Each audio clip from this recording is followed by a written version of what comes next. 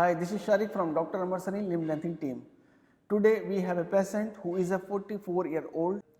It has been almost a month from the surgery. आज हम इनसे बात करते हैं कि इनका एक महीने का एक्सपीरियंस कैसा रहा. Hello sir. हेलो. लगभग एक महीने हो ही लगभग गए. एक महीना हो गया. तो लिम्ब लेंथनिंग की सर्जरी कराई और एक दो रातों को छोड़ दिया जाए जो इनिशियल ऑपरेशन के दिन के आसपास के थे 3-4 दिन कि रातों को काफ़ी दर्द हुआ तो उसे हटा दिया जाए तो अभी तक की जर्नी मेरी काफ़ी स्मूथ रही है. वो तो थोड़ा सर्जिकल पेन होता ही है. हाँ वो तो बिल्कुल है, वो होना ही तो है, उसे भागा नहीं जा सकता. नहीं जा सकता. और डॉक्टर सरीन को आपने क्यों चुना? रीज़न क्या थे कि डॉक्टर सरीन को ही चुनना है आपको सर्जरी करने के लिए? ये ऑपरेशन के बारे में मुझे लगभग 10 से 12 साल पहले मुझे पता चला था कि ऐसा कुछ ऑपरेशन होता है, बट इंडिया में होता है ये मुझे नहीं पता था. तो मैं लगभग 1 साल के आसपास मैं सर्च कर रहा था तो मैंने पाया कि बहुत सारे यूट्यूब में आपके इंटरव्यूज वगैरह अवेलेबल हैं और भी 1-2 लोगों के इंटरव्यूज हाँ, 2-4 यूट्यूबर और हैं जो फिजियोथेरेपिस्ट हैं. और जी जी जी जी उनका डॉक्टर का पता ना, उनका किसी चीज़ का पता ना, कोई क्रेडिबिलिटी है. जी. यूट्यूब चैनल खोल के बैठ गए और जी हम सर्जरी करते हैं और ये है वो है, दुनिया भर की चीज़ें बताते हैं. एक एक्सपीरियंस डॉक्टर होना बहुत जरूरी है. मेन चीज़ होती है आपका सर्जन. अगर आपकी सर्जरी ही गलत हुई तो फिजियोथेरेपिस्ट क्या कर लेगा? जी जी. Doctor Sarin is fully dedicated to limb lengthening surgery. तो ये मैंने सर्वे में अपना रिसर्च में पाया कि इंडिया में अगर कोई डेडिकेटेड सेंटर है तो वो डॉक्टर अमर सरीन का है. और डेडिकेटेड डॉक्टर भी हैं. डेडिकेटेड डॉक्टर भी इवन वो 3000 से ज़्यादा अगर मैं गलत नहीं हूँ तो 3000 से ज़्यादा सर्जरी उन्होंने किया है. स्पेशलाइज्ड लिम्ब लेंथनिंग के ऊपर में उन्होंने किया है. इंडिया में ये एकमात्र डॉक्टर है जो completely dedicated limb lengthening surgery के लिए. कोई भी डॉक्टर पूरी इंडिया में completely dedicated limb lengthening surgery को नहीं है. जो और डॉक्टर होते हैं वो क्या knee replacement, hip replacement, ACL और अदर सर्जरी भी करते हैं. But doctor Sarin is completely focus on limb lengthening surgery completely. तो मैंने 3 मेन रीजन थे जिसकी वजह से डॉक्टर अमर सरीन को चुना. पहली बात उनका एक्सपीरियंस कि इंडिया में उनके जैसा एक्सपीरियंस होल्डर कोई नहीं है. जितने नंबर्स ऑफ सर्जरी उन्होंने किया है तो वो एक्सपीरियंस उनका. दूसरा सिंसियरिटी, पूरी टीम की सिंसियरिटी, डॉक्टर साहब की भी और पूरी आपकी टीम की, फिजियोथेरेपी की आप लीड करते हैं टीम को तो पूरी टीम की सिंसियरिटी और जेन्युइनिटी कि जिस समय मैं आया था तो मुझे लग रहा है शायद 3-4 दिन मैं यहाँ रुका भी था last. We are very transparent. बिल्कुल एकदम ट्रांसपेरेंट. आप आए थे, 3-4 दिन रुके यहाँ पे, पेशेंट से मिले, ठीक है, आपने अपना माइंड सेट बनाया आप कि मेरे को सर्जरी करानी कि नहीं करानी. आपने 3 दिन आए होंगे, आपने पेशेंट से रिव्यू भी लिया होगा. इवन मैं जिस पेशेंट का तुरंत ऑपरेशन हुआ है 4-5 दिन पहले उनसे भी मिला था और जिनका 4 महीने हो चुके हैं उनसे भी मिला, जिनका फ्रेम रिमूवल हो गया उनसे मिला. तो अलग अलग स्टेज के पेशेंट को मैं देखकर सारे स्टेज के पेशेंट. हाँ, सारे स्टेज के पेशेंट से मैं मिल सका था और थैंक यू आपके लिए क्योंकि आपने सभी पेशेंट से मिलने की आज़ादी मुझे दी. Tell us something about your pain. Pain कितना रहता है और इट इज़ बेरेबल. और भी लोगों से आप मिले हो जो पेशेंट ने सर्जरी कराई है तो आपके हिसाब से कितना पेन रहता है?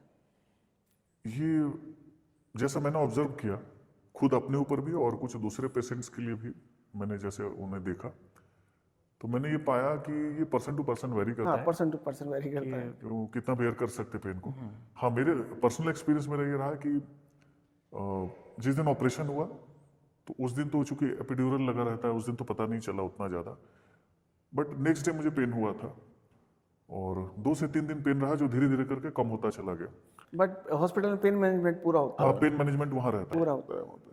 और उसके बाद रिहैब सेंटर में यहाँ पे आने के बाद 1 या 2 दिन मुझे लगता है शायद रात के समय कुछ पेन आया था जिसके लिए आपकी पूरी टीम जो दिन में 24 आवर्स. हाँ वो लोग हमेशा चेक करते रहते हैं कि कोई मेडिसिन कम तो नहीं हो गया या पेन हो रहा है तो पेन का मेडिसिन देते हैं. तो वो मैनेज हो गया. ऐसा नहीं कि पेन नहीं होता है लेकिन वो मैनेजेबल मैनेजेबल है, कम्प्लीटली मैनेजेबल. मैनेजेबल है. तो ये आप कैसे टाइम पास करते हो यहाँ पे? हाँ, ये बड़ा इंटरेस्टिंग सा सवाल आपने पूछा है. इस सवाल के लिए मेरे मन में पहले से बहुत सारे क्वेश्चन आते थे. ओके. कि 6 महीने का समय लगभग लगता है, किसी किसी को 7 महीने भी लग जाएंगे, कोई 5 महीने भी 5 महीने में चले हो जा रहा है. तो वो समय कैसे बिताएंगे, अकेले बिताना, अपने कमरे में बिताना, तो ये मेरे मन में सवाल था. लेकिन यहाँ आकर मैंने देखा कि अलग अलग, कोई इंडिया से है, कोई बाहर से, बहुत सारे पेशेंट है, कोई यूके से है, यूके से यूएसए से है, अलग अलग। अभी बीच में एक और पेशेंट से मुलाकात हुई जो शायद उत्तराखंड से है। तो अलग अलग फ्रेंड्स मिले, अच्छा परिचय बना और इंटरेक्शन हुआ किसी से। जैसे कल हम लोग मैच, आईपीएल का फाइनल मैच देख रहे थे, बैठ के साथ में देख रहे, खूब शोर शराबा, हो हल्ला हो रहा था, स्टेडियम का मजा यहाँ मिल गया। तो कुछ लोग को देखते हैं जिम में आते हैं, वो लोग वॉक कर रहे हैं, कुछ एक्सरसाइज कर रहे हैं। किसी के रूम में जाता हूँ तो देखते हैं कि वो ऑनलाइन कुछ कोर्स कर रहे हैं, कोई म्यूजिक सीख रहा है। और शाम के समय हम लोग ऑलमोस्ट, हमको लगता है हर दिन इकट्ठे होते हैं, मुलाकात होती है, बाजी, टाइम पास अच्छा हो जाता है। तो उसमें तो कोई प्रॉब्लम नहीं है। और जैसा मैं खुद है, जिस समय खाली रहता हूँ तो उस समय मैं कुछ अपना टास्क करता रहता हूँ कि उस टाइम को यूटिलाइज करने के लिए। तो ये टाइम मैनेज हो जाता है, जो मुझे लगता था कि नहीं हो पाएगा। तो यहाँ के एनवायरनमेंट मुझे काफ़ी फ्रेंडली लगा। और चूंकि सबका माइंड सेट एक जैसा है, हाँ, सबको हाइट सब उसी सब एक पर्पज से आए हैं, तो इसलिए एक कॉमन फ्रेंडशिप बन गई है सभी के साथ। 44 ईयर में लिम्ब लैंथिंग सर्जरी क्यों चुनी?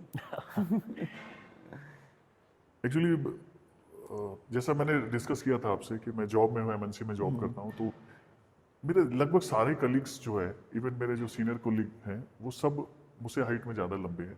एक तो वो रीज़न था। ओके मेरे अपने फ्रेंड सर्कल में भी मेरे ज़्यादातर फ्रेंड मुझसे लंबे हैं। ओके तो कहीं ना कहीं काफ़ी दिन से था कि थोड़ा सा मुझे लग रहा कॉन्फिडेंस बिल्डअप हो जाएगा अगर कुछ सेंटीमीटर में गेन कर लेता हूँ। लेकिन ये मालूम था कि इंडिया में नहीं होती। ओके तो इस वजह से 10-12 साल से इच्छा थी, और चूंकि जॉब में था तो छुट्टी मैनेज करना मुश्किल हो रहा था। तो मैं समय ढूंढ रहा था किस समय मैनेज कर सकूं। और अब जब पता चल गया कि हाँ इंडिया में होता है, साल भर पहले पता चला, तो मैं इसे पहली प्रायोरिटी में कि इसको किसी तरह 6 महीना निकालना है, कैसे निकालूं। गैप ढूंढ रहा था कि 6 महीने के दौरान पे कैसे मैनेज करूंगा, फैमिली के जो रिसोर्सेज उनको कैसे मैनेज करूंगा, ये सब को प्लान करके। तो मुझे लगा ये बेस्ट टाइम है, अभी मैं कर सकता हूँ। ओके। एंड आपकी इनिशियल हाइट कितनी है? मेरी इनिशियल हाइट 170 सेंटीमीटर थी, इसलिए थी कह रहा हूँ कि अभी कुछ गेन हो गया मुझे।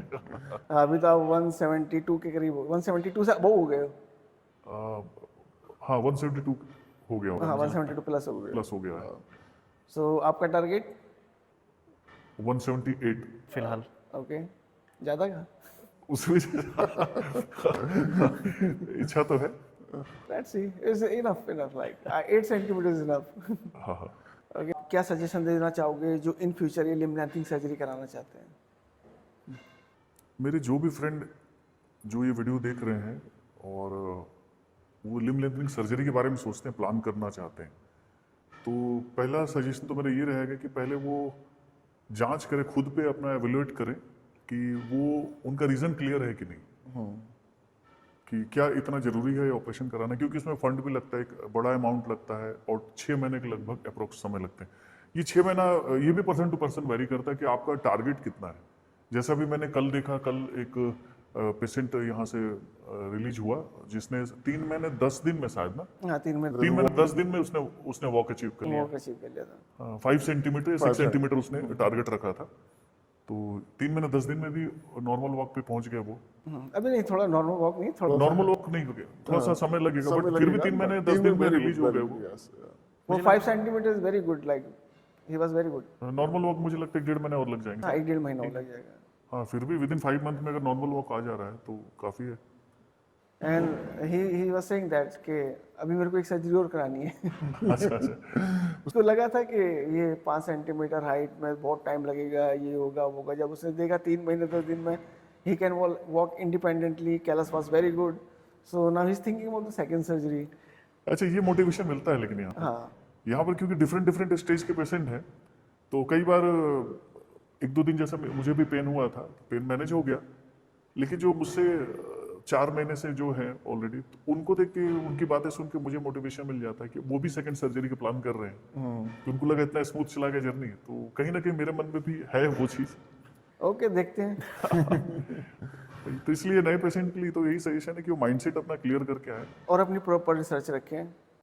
हाँ, एक बात मैं और ऐड करना चाहूँगा, क्योंकि किसी भी नए पेशेंट को जो डिसीजन बनाना चाह रहे हैं, तो वो डेफिनेटली कहीं का भी डिसीजन बना सकते हैं। उनको अच्छे से सर्वे करना चाहिए, रिसर्च करना चाहिए।